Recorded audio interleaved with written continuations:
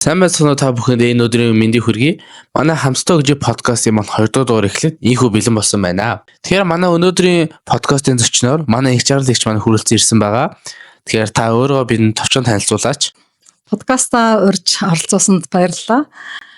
Тэгээд намайг инх жаргал гэдэг Trinity Spark Academy хамтран үүсгэн байгуулагч.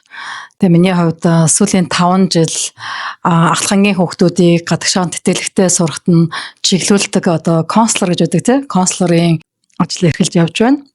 За тэгээд өмнө нь бол олон салбаруудад ажиллаж байсан. Эрүүл мэндийн салбар, хэвлэл мэдээллийн салбар, тэгээ хамгийн сүүлд яг боловсролын салбарт ялангуяа өөрийнхөө хүүхдийг тийм манай хүүхэд бас 10 жилийн төгсөжсэн. Тэгээд их хүүхдээ бэлтгэж чад энэ салбар руу орсон байт юм аа. За тэгэхээр эхний асуултаараа одоо Америкийн их сургуулиуд руу аппликейшн бөглөхөд процесс явуулж байгаа тий. Тэгвэл тэрэнд яг юу байдаг, ямар зүйл болдог тэр тухай яриад өгөөч. Материалаа явуулахад ерөнхийдөө бүрдүүлдэг зүйлсүүд нь бол маш тодорхой байдаг. За энийг бол баг хүүхэд болгон мэдэх бах тий. За мэдээж нөгөө стандарт оноонуудтай байх хэрэгтэй тий. IELTS-ийн оноо, SAT-ийн оноо, за тэгээ олон улсын хөтөлбөртэй сургуульд сурдаг болвол одоо IB хөтөлбөр, AP хөтөлбөр тий. Аль эсвэл Кембрижийн тэр оноонууд нь байх хэрэгтэй. За тэгээ ерөнхийдөө 9 дугаар ангиас хойш дүнгийн дундаж буюу GPA гэж үүдэг тийм. Тэр нь тэр оноо транскрипт буюу тэр дүнгийн хуулган хэрэгтэй байдаг тийм. За түүнээс гадна эссе өөрийгөө илэрхийлсэн эссенүүд бичих шаардлагатай болдог тийм. Нэг хүүхэд дунджаар бол баг 20 сургуульд материалаа явуулдаг. Дунджаар ч яагаад ерөнхийдөө 15 сургууль гэж үзэхэд тийм. Баг 20-30 эссе бичнэ. За тэгээ түүнээс гадна хичээлээс гадуурх ажлууд нь бас их чухал байдаг. Яг ямар ажлууд хийж байна, экстра curriculum гэж ярьдаг шүү дээ, тий. За дээрэс нь чиний энэ бүрдүүлсэн бүх зүйлсийг нотлох, тодорхойлох хүмүүсийн захианууд бас их чухал байдаг, тий. Тухайн сургуулийнхаа 2 багшаас тодорхойлолт авдаг, мөн консулор багш нь тодорхойлолт өгдөг, тий. За яг ингээд процесс нь харах юм бол хэдийгээр их энгийн боловч яг үнэндээ бол би материал бэлтгэж байгаа хүмүүсийг хамгийн түрүүнд өөрийгөө таних асуултуудыг өөрөөсөө асуугаасай л гэж би хүсдэг. Тэгэхээр эхний ээлжинд бол өөрөө 15, 16, 17 настай хүмүүс байлаа гэж бодоход яг энэ хугацаанд юу бүтээж ирсэн те ямар түүхийг бүтээсэн тэр хүний тухайн хүний өөрийнх нь сонирхол passion гэж ярьдаг шүү те тэр нь яг юунд дуртай байсан гэх зэрэг өөрийгөө хөндлөнгөөс харж чадах юм бол бас их сайн аппликейшн бүрдүүлэх боломжтой. За тэгэхээр Америкийн их сургуулиудад аппликейшн бөглөхөд ямар процесс явагддаг вэ? Юу хэрэг болдог вэ? Тэр тухай ярьж өгөөч. Америкийн аппликейшны процесс бол ерөнхийдөө маш их энгийн. Хүүхэд болгон бараг мэддэг байх тийм. За хамгийн түрүүнд мэдээж англи хэлний түвшин тодорхойлох шалгалтууд байдаг шүү тийм. IELTS-ийн оноотой байх хэрэгтэй. За Америкийн YES гэж ярьдаг SAT тий оноотой байх хэрэгтэй. За хэрвээ сургууль чинь олон улсын хөтөлбөртэй байдаг бол AP тий IB Кембрижийн хөтөлбөрүүдийнх нь оноонууд тий мөн 9 дугаар ангиас хойш дүнгийн голч оноо. Өмнө 8 дугаар ангида хэд сурдаг байсан хамаагүй байна шүү дээ. 9 дугаар ангиас хойш дүнгууд. За дээрэс нь хүүхдүүд эссе гэж бичдэг тийм Америкийн аппликейшны гол ялгарах зүйл нь бол эссе гэж байдаг шүү тийм. За нэг хүүхэд дунджаар 15 сургуульд материалаа явууллаа гэж бодоход нэг 20-30 эссе ч юм уу бичдэг тийм. За эссегээр бол өөрийгөө илэрхийлэх боломжтой хана шүү дээ. Хүн статистик үзүүлэлтээс гадна тийм. За нөгөөтэйгөр экстра curriculum буюу хичээлээс гадуурх хичээлээс гадуур ер нь академик хичээл нь бол ийм байла тий. Хичээлээс гадуур энэ хүүхд ямар хүүхд вэ? Бусад хэр зэрэг нөлөөтэй өөрийнхөө сонирхлын дагуу яг юу хийдэг вэ тий? Тэрийг бас гоё илэрхийлэх нэг хэсэг байдаг. 10 хөвчлэн бол нэг хамгийн ихтэй бол 10-ыг бичдэг байгаа тий. За түүнээс гадна энэ болгоныг нь үнэн зөв эсхийг нь тодорхойлох гэх юм уу да тий. Чамайг хин нэгэн 3 дахь этгээд тодорхойлох ийм хэсэг байдаг. Энэ нь болохоор recommendation letter буюу тодорхойлох захианууд тий. За тэгээ сургуулаас бас тодорхой материалууд явуулна. Тэгээ процессын хувьд гэх юм бол мэдээж аль болох нөгөө материалуудаа эрт явуулах бүхэл зүйл нь хугацаатай шүү тий. За тэгээ хугацааны тухайд хэлэх юм бол хизээ материалаа явуулдаг вэ гэхлээр 12 дугаар ангиа төгссөн хойно биш. 12 дугаар ангида орохоосоо өмнө 8 сараас материал явуулах тэр нөө common app гэж яддаг шүү дээ. Common app-ийнх нь одоо эрх нь эхэлдэг гэсэн үг тийм. За тэгэхээр 8 сарын 1-ээс 11 сарын 1-ийг хүртэлх бол аппликейшнийг эрт аппликейшн гэж байгаа. Нэгэсэндээ хүүхэд материалуудаар бэлтгэсэн бол эрт явуулж гин гэсэн үг тийм. За дараагийн хэсэг нь болохоор 1 сарын 1 хүртэл ерөнхийдөө 1 сарын 1-ээс 15 хүртэл regular application буюу одоо энгийн аппликейшн гэж ярих юм да тийм. Ийм одоо цаг хугацааны хувьд бол ийм байдаг. Тэгээд энэ болгон дээр мэдээж одоо юу гэдэг 8 сард эхэллээ гэж бодоход тухайн үедээ шалгалтын оноо байхгүй одоо бусад зүйлүүд нь бэлэн биш бол одоо маш хэцүү байна шүү тий. Тэгэхээр аль болох эртнээс бэлтгэх нь нэг чухал байдаг. Би бол хүүхдүүдийг бол бараг 9-р ангиасаа л бэлдэж эхлэсэй гэж боддог. За тэгэхээр хүүхдүүд аппликейшн бүглэх үед ямар алдаануудыг түгээмэл гаргадаг вэ? Монгол хүүхдүүдийн гаргадаг одоо би 3 алдааг ерөнхийдөө онцолж хэлмээр байна. За нэгдүгээрт бол цаг хугацааны мэдрэмжтэй байх хэрэгтэй тий. Чи маш сайн аппликейшн бэлтгэсэн байж болно, өндөр оноотой байж болно тий. Гэтэл хугацаа гэдэг бол хугацаа. Тэр хугацаагаа бас хэд тулгадаг тийм нэг одоо жоохон одоо муу зан гэх юм уу да тийм зүйл их түгээмэл ажиглагддаг тий. Жишээлх юм бол эртэж аппликейшн 11 сарын 1-нд дуустдаг байхгүй юу? 1 сарын 8 сарын 1-нд эхлээд 11 сарын 1-нд дуустдаг шүү тий. Манай хүүхдүүд ихэвчлэн 11 сарын 1-ийнхаа одоо хамгийн эцсийн тий эцс хүртэл нь ингэж материал хүлээж аваад явуулдаг. За энэ бол бас нэлээд том түгээмэл алдаа гэж үзэж байна. Хоёрдугаар гэх юм бол эссен дээр жоохон бичгэд хэцүү байд юм шиг байна. Яагаад вэ гэхээр яг өөрийнхөө талаар бичих хэрэгтэй болно шүү дээ. Өөрийгөө хэн бэ гэдгийг таних хэрэгтэй тий. За энэ дээр бол маш их цаг алддаг.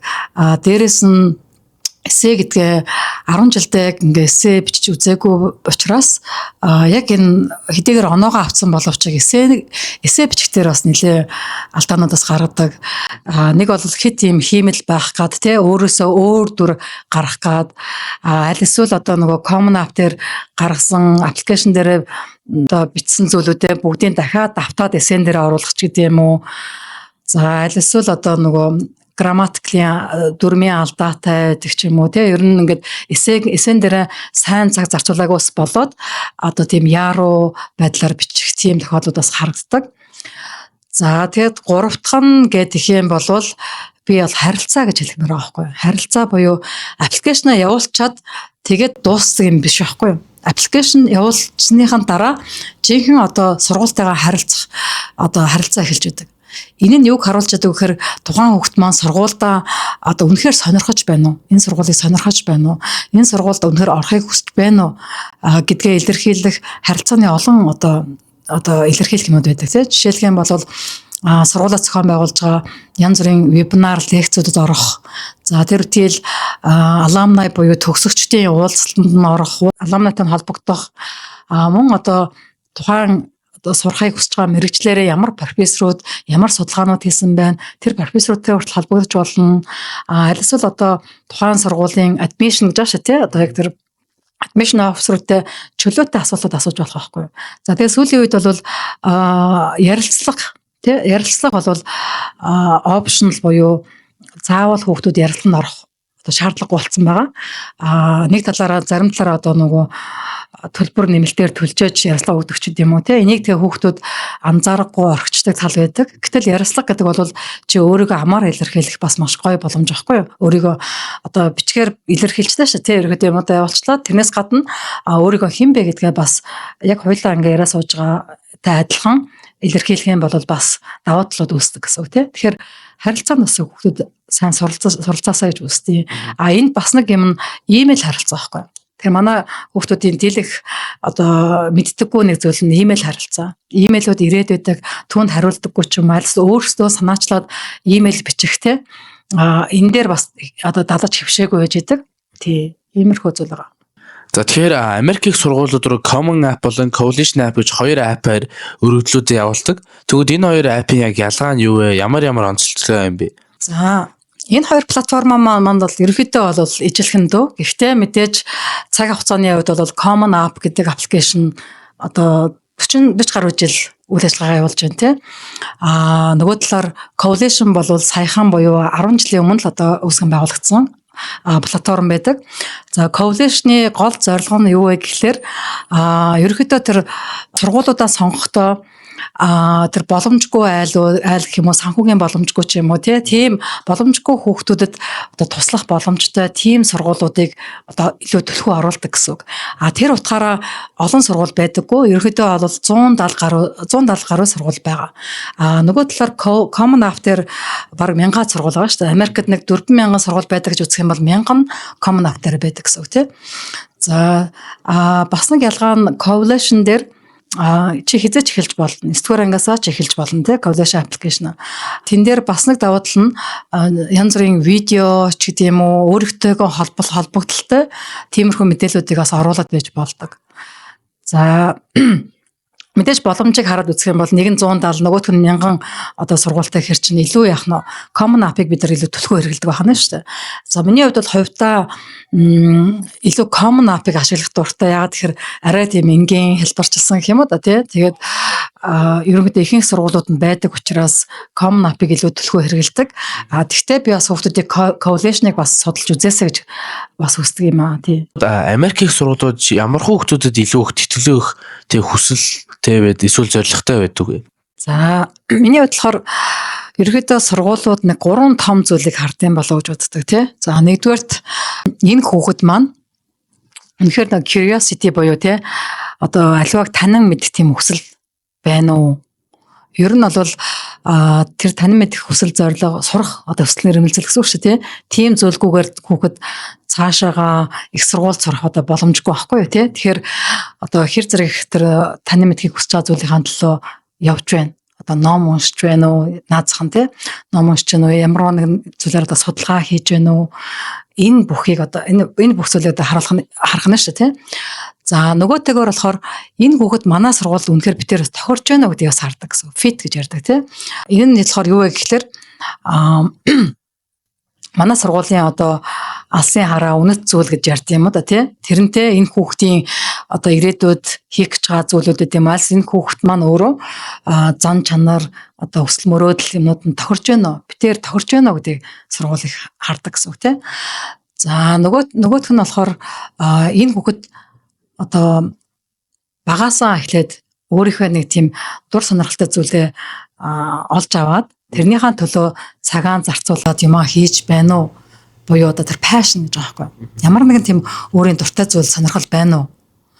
За ерөөхдөө энэ 3 одоо бүрэлдэх нөхцөлд те энэ 3 байгаа нөхцөлд тэр сургууль бол тэр тэтгэлэг өгөөд мэдээж тэр те өөрт нь яг тэр 6 сургууль таарж байгаа хүүхдийг бол аль болох сургууль авахыг хүснэ те. Тэгэхээр тэрийг илүү би хардсан болов гэж боддог. Тэгээ мэдээж хүүхэд болгон өөр гэсэн түүхтэй, өөр гэсэн хүсэл мөрөөдөлтэй, өөр гэсэн одоо юутайгаа шүү дээ, замналтай байгаа шүү дээ. Тэгээ тэрийг л аппликейшн дээрээ хэр зэрэг зөв өнцгөөр зөв харуулж чадчихээн. Мөн нөгөө талаараа сургуулаа хэр зэрэг судалсан гэдгээс шалтгаална гэсэн. Нэгэсэндээ би хинт одоо материалуудаа явуулж байгаа, хаашаа явуулж байгаа гэдгийг мэддэг харагддаг гэсэн. За жишээлх юм бол одоо нийгмийн ухааны чиглэлийн хүүхдэл л да. Тооноос их хол тий тооноос их хол зөвхөн одоо их олон талын сонирхолтой яг одоо өөрийн энэ мэрэгжил гэж сонгоцсон мэрэгжил байхгүй тийм хүүхэд байлаа гэж бодоход тэр хүүхэд маань одоо MIT гэдэг Massachusetts Institute of Technology гэдэг илүү технологи, инновац дээр суурилсан. За тэгээд гол одоо зүйл нь бол математик тий нэг сайенс шинжлэх ухаан дээр суурилсан энэ сургууль руу материалаа явуулах юм бол яг жоохон тохиромжгүй тий таарахгүй байх магадлалтай. Гэтэл яг MIT тохирох тэр үнэхээр багаасаа тий одоо 10 жилээс нэг шинжлэх ухаанаар дагнаад явцсан. Тэр чиглэлээр олимпиадад ороод олон улсын амжилтууд үзүүлсэн ч гэдэм үү. За тэгээ ер нь бүхэл зүйлийг тийм инженерингийн суурьтай хардаг тий. Тэгээ тоо одоо математик, химия, физик ч гэдэм үү. Энэ суурьтай хүүхэд маань одоо хит тийм одоо liberal art гэж ярьдаг шүү дээ. Айгу холон талын одоо сонирхолтой хүүхдүүдийг авдаг ч юм уу тий. Тэгээд яг тэр жилийнхэн хичээлүүд байхгүй, нарийнсан хичээлүүд нь байхгүй ч гэдэм үү. Тийм сургууль руу тэгээд ямар ч нөгөө хүүхд маань экстра curriculum буюу хичээлээс гадуур ажил баг байхгүй ч гэдэм үү тий. Ховор тий тийм байгаа нөхцөлд яг liberal art сургууль руу явуулахад бас жоохон тохиромжгүй ч гэдэм үү. Тэгэхээр хамгийн түрүүнд хаашаа явуулж байгаа гэдгийг одоо судалсан юу харахтай судлах хэрэгтэй гэсэн үг тийм. Тэр судалсан, олсон тийм тэр сургуульч нь чамд итгэл өгнө гэсэн үг байхгүй. Сайн дурын ямар хуу сайн дурын ажлууд илүү их үнэлэгдэх вэ те? Мөн хэрэг хугацаанд хийвэл бус төгсүүдээс илүү ялгарч чадах вэ? Сайн дурын ажил хийгээд байгаа бас нэг гол зорилгоо бас ухаарах хэрэгтэй тий ойлгох хэрэгтэй. За ерөнхийдөө бол 10 жил хичээлд үздэг хичээлүүд чинь бол та нарыг яаж яана академикли бэлтжээ шүү тий. За сайн дурын ажлууд буюу хичээлээс гадуур хийдэг ажлууд чинь одоо хувь хүн талаасаа одоо юу гэдэг өөрийгөө таних, нийгэмтэйгээ одоо нийгмээ таних тий эргэн тойрон хүрээлэл community-д өөрийн байр суурь ажиллах, тэдэртээ нөлөөлсөн зүйлүүдийг хийх ч гэдэм үү. Нэгэсэндээ би тэр community дотроо хинбэ гэдгээ ухаарахад одоо тусалдаг зүйл байхгүй. Тэгэхээр энэ дээр бол би юу гэж зөвлөдөг гэхээр аль болох одоо удаан хугацааны турш хийсэн гүнзгий бөгөөд одоо олон хүнд нөлөөтэй зүйл хийсэн байвал их давуу талтай гэсэн үг тийм. За зарим хүүхдүүд нэг удаагийн нэг юм одоо гол горох цэвэрлэгч гэдэг юм уу. За эсвэл ганц удаагийн нэг асрамжийн газар очиод бэлэг тараах гэдэг юм уу тий. Аль эсвэл нэг юм сайн дурын ажил байх ёстой гэсэн үүднээс нь хийдэг шүү тий. Энэ ажлаас илүүтэйгээр тухайн хүүхдийн өөрийнх нь яг тийм сонирхсан сонирхол дээр үндэслэн тэгээд маш олон жил хийж байгаа тий. За болж игэл дунд ангиас байвал зүгээр сайн тий. Гэхдээ тэгэхгүй бол ядаж 9 дугаар ангиас хойш тий. Одоо жишээлх юм бол чиний хийж байгаа энэ подкаст бол маш сайн одоо экстра curriculum жишээ аахгүй юу? Сайн дурын ажлын одоо хичээлээс гадуур ажлын жишээ тий. Яг энийг хийж авч явахдаа чи маш олон зүйлүүдийг туулна. Шинээр одоо юу мэдэж авна гэсэн үг тий. Ядтал одоо техникийн шин техник авч байна. Энд дэр яаж видео эдитинг хийдیں, яаж хүнтэй ярилцдیں, хүмүүстэй яаж цаг тохиордгийн өөрийн мэдэхгүй байж хахад чи маш олон зүйлүүдийг сурцсан байдаг аахгүй. Амьдралд хэрэгтэй тэр скил ур чадваруудыг сурцсан байдаг гэсэн үг тий. За тэгээ энийг чи 9 дугаар ангиас хойш хийж байгаа бол 12 дугаар ангид ороход аль хэдийн чи тий өөрийн гэсэн подкаст, өөрийн гэсэн subscriber тий одоо үзэгчд, уншигчтай болцсон. Тэгээд маш олон хүүхдүүдэд чи бас нөлөөлсөн байгаа аахгүй. Энэ подкастаар чинь дамжуулаад олон хүүхдүүд мэддгүйгээ мэдж аваад тий чамд бас их талархах байх гэж би бодож байна. Тэгэхээр энэ яг одоо сайн одоо тий сайн жишээ гэх юм бол би энийг одоо онцлж хэлмээр байна. Тэгэхээр хүүхэд болгон өөрийнхөө одоо өөрт байгаа тэр потенциал байгаа шүү. Өөрийнхөө дур сонирхол тэрийгээ олоод тэрэн дээр одоо юу асан тулгуурласан иймэрхүү зүйлүүдийг би хийгээсэй гэж хүсэж байна. Тэрнээс биш нэг газар очиод цаг бүртгүүлдэг ч гэдэм үү хийх ёстой гэж хийх юм бол энэ ерөөсөн тийм сайн одоо сайн жишээ болохгүй. Тэгвэл Монгол маш олон хүүхдүүд одоо сүүлийн сайн дурын ажил хийж байгаа тий. Гэтэ ихэвчлэн бүгдээр л ямар нэгэн клуб дээр нэг удаагийн давтан ганц л удаа хийдэг нэг клубын ингээл гишүүд байдаг. Тэгвэл төсөл санаачилсан хүүхдүүд эсвэл тийм клубын дарга нар энэ хүүхдүүдээс ямар давуу талтай байдаг вэ? Тэрнээс их гоё асуулт байна. Яагаад вэ гэхээр сургуулиуд бас экстра curriculum буюу сайн дурын ажлуудыг одоо ранклдаг байхгүй юу? Жишээлх юм бол tier 1-ийн одоо хамрагдах экстра curriculum гэж байна. Хичээлээс гадуур ажлууд тийм. За tier 2, 3, 4 гэдээ явчихна гэсэн. Доошлох тусмаа яг нэгэсэндээ тэр хичээлээс гадуур ажил маань тийм ч ач холбогдолтой биш. За тэрний нэг жишээ нь бол яг зүгээр энгийн гишүүн баг. Энгийн гишүүн бахаар яа тийм тухайн хүүхдээс ямар ч манлайлал шаардахгүй, ямар ч хариуцлага үлээхгүй тийм. Тухайн одоо нэг клубийнхаа нэг гишүүн гээл нэртэй явдаг шүү тийм. Нэртэй явал нэг юм яг ямар хувь нэмэр оруулж байгааг мэддэхгүй тийм. Ингээ яваад идэг. Энэ бол нэг хайхтар одоо тэтгэлэг авах чинь нөлөөлөх үст тийм сайн дурын ажил болохгүй. Гэтэл нөгөө талаараа тухайн хүүхд маань өөрөө тэр клубээ санаачилсан, өөрөө шинээр төсөөл санаачилсан бол яг эрсдэл хүлээж ангисан байхгүй. Тэгэхээр хэн илүү эрсдэл хүлээж байна, хэн илүү хариуцлага одоо өөрч байна, тэр хүн илүү яа гэв манлайлах одоо ур чадвараа одоо нэг боломжтой гэсэн үг байхгүй. За одоо жишээлх юм бол чиний хийж байгаа подкастн дээр жишээ авъя л та тий. Тэгэхээр эн чинь бас нэг манлайллын нэг хэлбэр мөн байхгүй. Яагаад вэ гэхээр чиний одоо подкаст болгон чинь бас амжилттай болохгүй. Маш олон асуудлууд гарч ирнэ. Дээрэс нь энэ бас заримдаа эрсдэлтэй тий. Айгүй олон юм хийдэг, зарим хүн таалагдахгүй ч гэдэг юм уу тий. За тэгээд энийг гол нь чи тууштай хийж чадах уугүй юу гэдгээс чинь чамаас маш олон одоо твсэр төвчээр одоо манлайлагч хүний байх зүйлүүд байдаг шүү дээ. Тэр болгон чамаас одоо урган гаргасан гэсэн үг байхгүй. Тэгэхээр экстра curriculum маань нэгдүгээрт бол чиний манлайлах ур чадварыг илэрхийлж гаргаж чадж байна уу? Хоёрдугаарт ямар нэгэн нөлөөтэй байна уу? Магадгүй чиний хийгээд байгаа подкастыг хинч сонсохгүй бол яах вэ? Энэ бас нэг сайн нөлөөлөл болж чадахгүй хана тий. Гэтэл айгүй захын хороолт байгаа нэг хүүхэд энийг сонсоод магадгүй тэр тий өөртөө арга хэмжээ аваад үнэхээр тэр сураад Америк ч юм уу өөр одоо улсанууд ингээд тэтгэлэгт бэлдэж эхэлж байгаа бол яах вэ? Энэ чинь том нөлөөлөл байхгүй тий. За тэгээ нөгөөтэйгөр чиний хийж байгаа ажил чинь бас ирээдүйд ирээдүйд хийх ажил гэдэг юм уу? Аль эсвэл одоо чиний өөрөө чинь өсөх сонирхолтой хэр зэрэг нийцж байна. Нийцж байвал бас их одоо юу те холбогдож байвал бас их давуу талтай хана байна. За дээрэс нь санаачлах чинь бас шинэлэг байна уу? Ямар нэгэн те эргэн тойронд байгаа тэр асуудлуудыг шийдэж чадж байна уу? Ер нь бол ингээ харах юм бол асуудал шийтгэл баггүй да тий асуудал шийдэх. Тэгэхээр бидний хувьд бол эргэн тойронд асуудлууд байж идэг. Ялангуяа бид нар чинь community гэхээр их хол юм төсөөлж ойлгодог тий. Гэтэл эргээд харахад манай орцч хүртэл миний community байхгүй. Орцонд ингээл харахад бүүн асуудал байдаг шүү дээ. Хогны асуудал байна тий одоо юу гэдэг. Тэгэхээр тэр асуудлуудыг бид нар ингээд шийдвэрлэх тийм сэтгэлгээтэй одоо mindset гэж ярьдаг шүү тий. Тэр сэтгэж чадчихвэл энэ бол бас сайн дурын ажил мөн баггүй. Хичээлээс гадуурх чи өөрийгөө хөгжүүлж байгаа зүйл мөн баггүй. Тийм. Тэрнээс заавал нэг газарт одоо хуруугаа уншвал цаг бодолтой гол биш. Ерөөсөө чи эргэн тойронд байгаа тэр community-ийн асуудлуудыг шийдэхэд оролцож чадж байна уу? Юугаар оролцож байна? Чиний одоо тий оролцож байгаа хэлбэр чинь ямар байна гэдэг чинь л чухал гэсэн. Тэгэхээр тэр нь чи өсөөгүй яг энийг хийж явахдаа маш их хөгжсөн байдаг.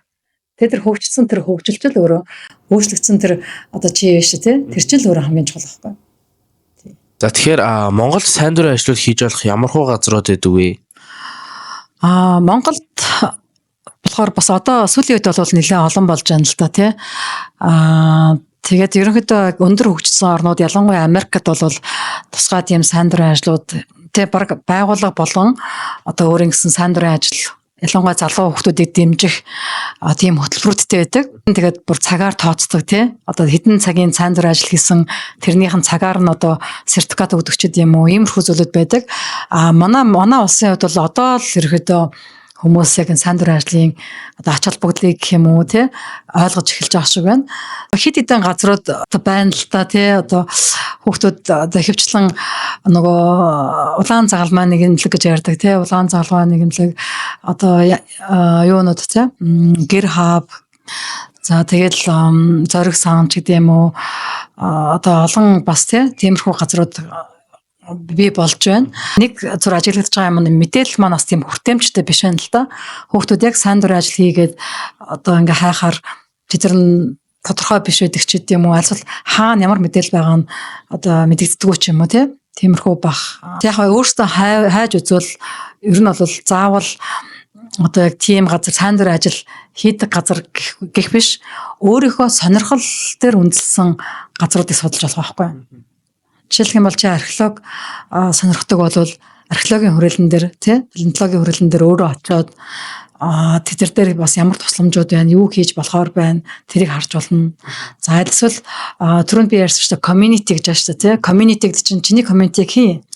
Сургуулийн орчинд байгаа хүүхдүүд байна, ангичийн хүүхдүүд байна тий. Түүнээс гадна танаа хурц зэрэгэлдээ тэр хороо тий. Эн чинь бас танаа community аахгүй. Тэр хороон дээр чинь бас ямар одоо чиний хувь нэмрээ оруулж болох ямар ажлууд байна. Магадгүй одоохондоо яг сайн дурын ажлууд зарлагдаагүй бол чи өөрөө очиод бас асууж ярьж болох байхгүй. Би ийм юм хиймээр байна. Ийм хүмүүстэй хамтраад ингэж хиймээр байна болох уу те гэдэг ч юм уу. Тий. Тэгэхээр заавал одоо тийм газар гэхээс илүүтэйгээр өөрөөсөө бас хөрхөн тийм төслөө санаачилж болно гэсэн үг. Тэгээд тэр талаараа одоо уулзаад ярилцаад тий. Манай нэг хүүхэд юу яжсэн цэргийн нэг өдөр гэдэг арга хэмжээ зохион байгуулж ирсэн санагдаж байна. Тэгээ тэр болохоор өөрсдөө санхүүжилттэй босгоод тэгээ хүүхдүүд өөр сургуулийн хүүхдүүд нийлээд яг цэрэг хүний амьдралаар нэг өдөр ингээ бүтэн өдөр амьдарч үзэж байгаа байхгүй. Яг цэргүүттэй хамт хооллоод хамт дасгал хийгээд тий. За тэгээд ерөнхийдөө нөгөө эх оронч үзэл гэдэг маань юу юм? Ер нь бол цэрэгт явна гэдэг нь яадаг юм тий. Ямар байдаг вэ гэдгийг хүүхдүүдэд одоо биеэр туулж үзүүлж байгаа байхгүй. Тэгэхээр энэ ажлыг манай нэг ганц хүүхэд одоо зохион байгуулж ирсэн тэр өдөрлөгийг. Тэгэхээр яг нэг хэдийгээр энэ бол нэг өдрийн арга хэмжээ юм шиг боловч олон хүүхдэд нөлөөлсөн тий. Тэгээ маш их өгөөжтэй тийм одоо арга хэмжээ зохион байгуулж ирсэн. Тэгэхээр тэр бол ямар ч тийм юу байгаагүй гэсэн үг байхгүй. Яг тийм хөтөлбөр байгаагүй гэсэн үг. Тухайн хүүхдийн өөрийнх нь цэвэрсэн ажил гэсэн үг байхгүй. Тэгэхээр иймэрхүү ажлуудыг бас хийж болно. Тэгэхээр CC профайлыг хэрхэн бүгэлдэг вэ те? Тэр тухай ярьж өгөөч. Америкийн аппликейшн дээр хүүхэд одоо материалуудаа өгөхөөс гадна эцэг их бас санхүүгийнхаа мэдээллийг тий тухайн гэр бүлийн орлого зарлага ер нь одоо хүүхдтэй хэр зэрэг мөнгийг одоо төсөөлсөн байгаа тий одоо байнгын ордог орлого нь яг ямар их усрууд нь ямар вэ гэдгийг батлах нотлох тийм баримтууд явуулдаг байгаа. Тэрний нэг платформ нь CSS гэж байгаа. CSS платформ те энэ болохоор онлайн платформ. Нөгөө төгтөр ISFFA гэж байна те энэ форм нь болохоор тэр CSS формынхоо PDF хувилбар нь баггүй. Тэгээд PDF хувилбар нь ямар нөхцөлд явуулдаг вэ гэхлээр заавал мөнгө төлөхгүй те төлөхгүй одоо үнгүүгээр явуулна гэсэн баггүй. Тийм боломжтой байдаг. CSS бол юу яадаг ч эхний сургууль болгонд одоо мөнгө төлдөг тийм. Эхний сургууль нь $25. Тэгээд дараа нь $16 гэдэг хаа нэг сургууль нь тийм. Ийм байдлаар явдаг. Зарим сургуулиуд одоо энэ аппликейшн төлбөрч байт юм уу? Эсвэл CSS-ийн төлбөр зарим нэг хүүхдүүдэд одоо их үнэтэй байдаг учраас тэрийг нэгэсэндээ хөнгөлж өгдөг хэлбэр байхгүй. Тэгэхээр бүх сургуулиуд ISFF формыг бол хүлээж авдаггүй. Тодорхой тийм одоо хөнгөлөлт үзүүлэх боломжтой сургуулиуд хүлээж авдаг гэсэн үг. За тэгэхээр Монголд хувийн бол улсын сургуулиудын хооронд боловсролын ялгаа маш их гарсан. Тэгвэл зарим улсын сургуулиудын хүүхдүүд одоо хувийн сургуулийн хүүхдүүдтэй өрсөлдөд юмараа дутуу байдаг ч юм уу сэтгэлээр унж магадгүй. Харин та болохоор каунслер хийдгээс үнэвд хувийн болон улсын сургуулийн хүүхдүүд тань дээр ирж байгаа. Тэгвэл энэ хоёрын хүүхдүүд яг аппликейшн явуулахад тийм их ялгаа гарч ийсэн үү? Тэр тухай улсын сургуулийн хүүхдүүдэд хандаж хэлж өгөөч. За сайн мэдээ гэх юм бол тийм айхтар нэг ялгаа байдгүй. Яг тухайн хүүхдээс шалтгаална. Ерөөсөө хүүхдээс шалтгаална тий. За мэдээж хувийн сургуулиуд бол илүү боломжууд байгаа шүү дээ тий. Хэл сурах боломжууд нь байна. Олон улсын хөтөлбөрүүд нь байна. Өөрийгөө хөгжүүлэх тэр сайн дурын ажлууд хийх ч гэдэм үү. Харилцаа холбоол мэдээж сайн нь бол үнэн тий. Харин ч над дээр ирж байгаа улсын сургуулийн хүүхдүүд баг хувийн сургуулийн хүүхдүүдээсээ илүү одоо өндөр зэрэглэлийн одоо сайн дурын ажлууд хийцэн баг илүү өндөр оноотой илүү өөрийнхөө төлөө нөгөө хүсэл эрмэлзэлтэй тий ийм байдаг нь бас ажиглагддаг. Тэгээ бас хүсэн сургуульдаа ордог. Тэгтээ яг нөгөө бас нэг түрүүнд би дээр дурдсан шүү дээ тий тухайн одоо сургууль нь олон улсын хөтөлбөртэй мөртлөө тэр хөтөлбөрийг ерөөсөө ашиглаж үзээгүй Кембрижийн одоо хөтөлбөртэй IB хөтөлбөртэй мөртлөө тэр хөтөлбөрийнхөө шалгалуудыг өгч үзээгүй болвол чи бас тэр сургуульд ямар сургууль явдаг байх нь хамаагүй маш сул талтай гэж хэлсэн шүү дээ. Гэтэл нөгөө талаараа танаа сургууль чинь улсын сургууль те ямар нэгэн олон улсын хөтөлбөргүй байлаа гэж бодъё те. Гэтэл чи өөрөө бэлтэж жаад хуваараа бэлтэж жаад EP шалгалт гэж байдаг шүү те. EP шалгалтыг өөр сургууль дээр очиод өгцөн болвол яах вэ? Энэ бол маш том давуу тал гэсэн үг байхгүй. Тэгэхээр ерөөсөө тухайн хувь хүнээс нь шалтгаална, хүүхдүүдээс шалтгаална. Улсын сургуульд ч одоо мундаг хүүхдүүд нь байна. Хувийн сургуульд ч үнэхээр мундаг хүүхдүүд нь байна тий. Хүрээ хүн одоо сурах хүсэл эрмэлзэл байвал тий. Одоо бидний эргэн тойронд маш их номнууд байна шүү дээ. Би бол хүүхдүүдийг юу гэж хэлэхийг манай одоо SN-ий багшсан зөвлөдөг, ач холбогч маань зөвлөдөг тий. Ерөөсөө л ном унш. Ном уншихтаа уран зохиолын чанартай тий. Маш их үгсийн баялгийг чинь сайжруулах тийм номнуудыг уншаад бай. Одоо аль болох багасаа уншчихвал их сайн гэсэн үг тий. Тэгэхээр ямар сургуульд явдаг байх чи ерөөсөө хамаахгүй. Гол нь чи сургууль дээр хэр зэрэг чанартай цай өнгөрөөж байна. Хэр зэрэг уншиж байна. Хичээлээс гадуур чи хэр зэрэг өөрийгөө хөгжүүлж байна. Энэ ч хамгийн гол байхгүй. Тийм. Тэгээ заавал бас одоо дэлхийн шилдэг Ivy League-ийн сургуульд ч гэдэм үү заавал би одоо тэр шилдэг сургуульд явахгүй бол би хүн биш гэж бас бодоод байгаа хүүхдүүд байгаа даа шүү. Тэр бол маш буруу ойлголт. Зүгээр л түрүүний хэлдэг өөрийгөө хөгжүүлэх тэр бүхий л зүйлүүдийг хийгээд явж байтал чинь яг чам тохирох тэр fit гэж ярьдаа шүү тий. Яг чам тохирох тэр сургууль чинь тааралдана гэсэн. Тий. Тэгэхээр тэр эсээгээ одоо номоо сайн унш, эсээгээ бич, англи хэлээ сур, нийгэмдээ жоохон эргэн тойрондоо идэвхтэй бай, тий. Community-даа бас их өөрийн гэсэн байр суурьтай, өөрийнхөө санаа бодлыг илэрхийлдэг бай. Ер нь бол тийм итгэх санаачлагтай байх хэрэгтэй гэсэн. Хүмүүстэй харилцс, нээлттэй бай, ээж аавтайгаа ярилц. Ер нь л тийм нэг одоо юу гэдэг тогшоогоо хит ингээд ганцаараа байгаад ах биш тий. Бас нэг эргэн тойрондоо хүмүүстэйгээ харилцаад ирэхээр аяндаа чи өөрөө хөгжөөд ирнэ шүү дээ. Тэ? Тэгсэн байхад одоо гаргалгаад олдно гэсэн үг байхгүй. Тэр яг чам тохирсон сургуулиуд гараал ирнэ гэсэн үг. Тэр тэтгэлгүүд нь гараал ирнэ гэсэн үг тий. Тэгэхээр хүүхдүүд минь ерөөсөө бууж өгч болохгүй. Яг энэ гоё одоо 15 16 нас гэдэг чинь бол хамгийн гоё нас байгаа тий.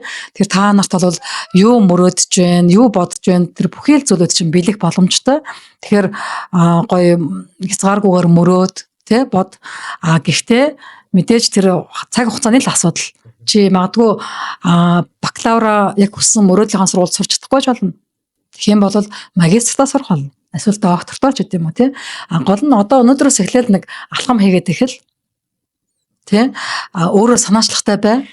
Хин нэгнэр одоо удирдуулж гэдэм үү хин нэгнэр одоо заавал түлхүүлж чангаалгаж байж юм хийдэг болвол одоо хэцүү шүү дээ тий. Тэтгэдэг гэж ярахад хэцүү.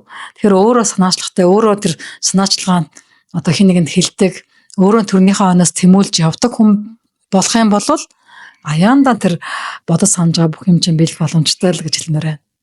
Тий. За тэгээ хүүхдүүдтэй бүгдээрэнд нь амжилт хүсье. Өнөөдрийн манай подкастын дугаар маань дуусч байна. Энийг үзэгч та бүхэндээ баярлалаа. Дараагийн дугаар уулзлаа. Түр баяртай.